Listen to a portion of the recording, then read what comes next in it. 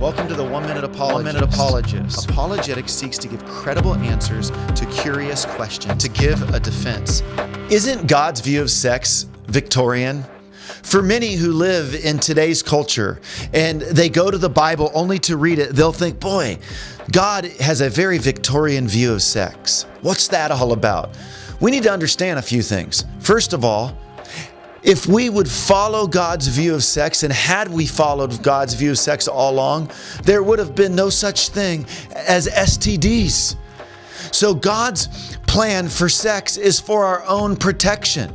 Now, granted, the Bible does say that sex does have a context between a man and a woman in a marriage setting.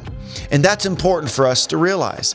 As I've heard it said before, if you were to invite some people over to build a fire in your family room and you were to take out some wood and start building that fire directly in the center of the family room, you would run away. However, if you were to stick that firewood in the fireplace, you would sit on the couch and enjoy some fellowship. One fire would burn the house down, the other fire would warm those up in the house. So too, sex taken out of its biblical context causes consequences. Not only that, when it comes to our marriages, when we don't realize that sex has a context within marriage, it breaks down trust. And God wants us to have marriages that have trust.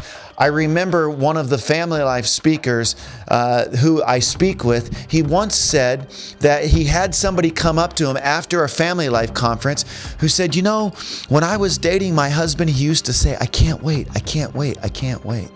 So we would have sex. But now that he's on the road and we're married, I wonder what happens if he can't wait and I'm not there. You see, trust was broken down.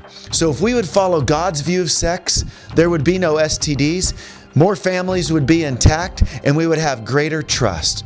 So is God's view of sex Victorian? Perhaps, but maybe that's the way it should be.